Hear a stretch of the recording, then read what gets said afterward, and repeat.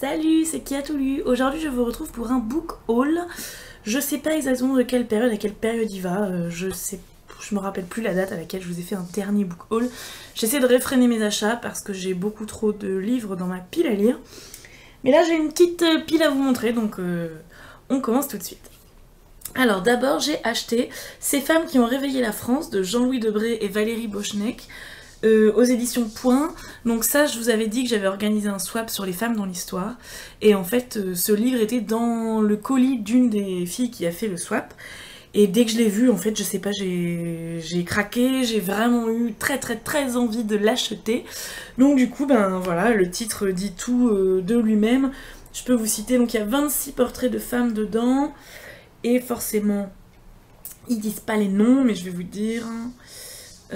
alors, dans les plus connus, bon ben Jeanne d'Arc, Marianne, Olympe de Gouges, George Sand, Louise Michel, Camille Claudel, Marie Curie, Colette, Marguerite Yourcenar, Simone Veil, voilà, dans les plus connus. Et je suis vraiment pressée de découvrir ça, je pense que ça va être très intéressant. Ensuite, j'ai acheté La suite et fin des Aventuriers de la mer de Robin Hobb. Donc là je vous montre là, le premier tome que j'ai, c'est le tome 3. Donc c'est tout chez Folio SF. Non, c'est chez J'ai lu, pardon, c'est chez J'ai lu. Je dis n'importe quoi. Donc ben, ça c'est parce que en fait j'avais eu à Noël le premier tome. Et donc mon amoureux a commencé à les lire, il avait envie de finir. Donc on a acheté toute la suite. Donc là j'ai le 3, 4, 5, 7, 8, 9. Parce qu'il est en train de lire le 6. Donc ça veut dire que je lui ai acheté... il avait déjà lu les deux premiers. Samedi, je lui ai acheté le 3, 4, 5. Il a déjà lu le 6, il est déjà en train de finir le 6. Donc en une semaine, il a lu 4 livres. Vous comprenez pourquoi ma pile à lire déborde? Parce que comme on lit les mêmes choses, tout ce que j'achète pour lui, je l'achète pour moi aussi. Mais il lit tellement vite. Je m'en sors plus. Je m'en sors plus. Ensuite, j'avais dit que ce serait un mois Jaworski. Donc j'ai fini de lire, je vous en parlerai bientôt, Même pas mort. Donc le premier tome... des Rois du Monde. Donc là j'ai acheté le deuxième, Chasse Royale. Il est sorti le 15 juin, non pas le 15 juin, le 5 juin je crois, et je l'ai acheté dès qu'il est sorti. Donc ben voilà, c'est Jaworski, vous savez à quel point j'aime Jaworski, j'ai rien à dire. Donc c'est la suite des aventures du guerrier celte dont je vous ai parlé dans la dernière vidéo. Et il y avait aussi une autre sortie de Jean-Philippe Jaworski. Ah oui, ça c'était chez les Moutons Électriques. Voilà. Donc là, Jean-Philippe Jaworski, Le Sentiment du Fer chez Helios. Donc ça, c'est un recueil de nouvelles qui se passe dans le monde du Vieux Royaume. Donc il se passe dans le monde de Gagner la guerre. C'est un peu comme Janua Vera, qui est un recueil de nouvelles qui se passe dans l'univers du Vieux Royaume. Donc ben, je suis très pressée de découvrir ça aussi, parce que vous savez à quel point j'aime Gagner la guerre, à quel point j'aime Don Benvenuto, et encore une fois, je le redis, à quel point j'aime Jean-Philippe Jaworski. Et pour finir... j'ai acheté la réédition des premiers tomes de la BD Preacher, donc de Garcenis et Steve Dillon. Ça c'est chez Vertigo. Donc en fait Preacher c'est un de mes comics préférés, c'est même mon comics préféré. Et en fait j'avais commencé à les acheter chez Panini je crois, ou je ne sais plus. Et ils avaient arrêté de les éditer. Donc c'était plus possible de les trouver, ou alors très cher sur internet. Et là enfin ils font une réédition. Donc voilà, vous voyez, on l'a pas encore ouvert, on l'a pas encore lu.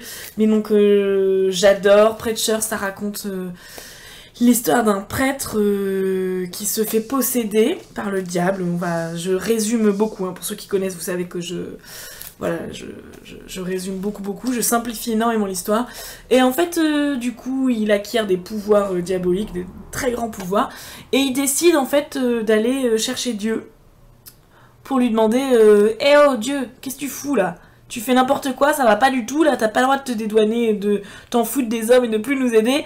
Qu'est-ce que tu fais ? Je veux savoir. » Donc voilà, lui, il est alcoolique, possédé par le diable, son meilleur ami, c'est un zombie ou un vampire, je ne sais plus, ça fait longtemps que je les ai lus. Mais donc voilà, et il décide de partir en quête dans les États-Unis à la recherche de Dieu pour lui demander des explications. Et vraiment... Enfin, là je vais le lire, je vais vous en reparler très bientôt en vous montrant des planches, parce que du coup là comme c'est fermé, voilà. Mais vraiment Preacher, si vous ne connaissez pas, à découvrir absolument. Et ils sont en train de EMC, la chaîne qui fait The Walking Dead, est en train d'adapter la série.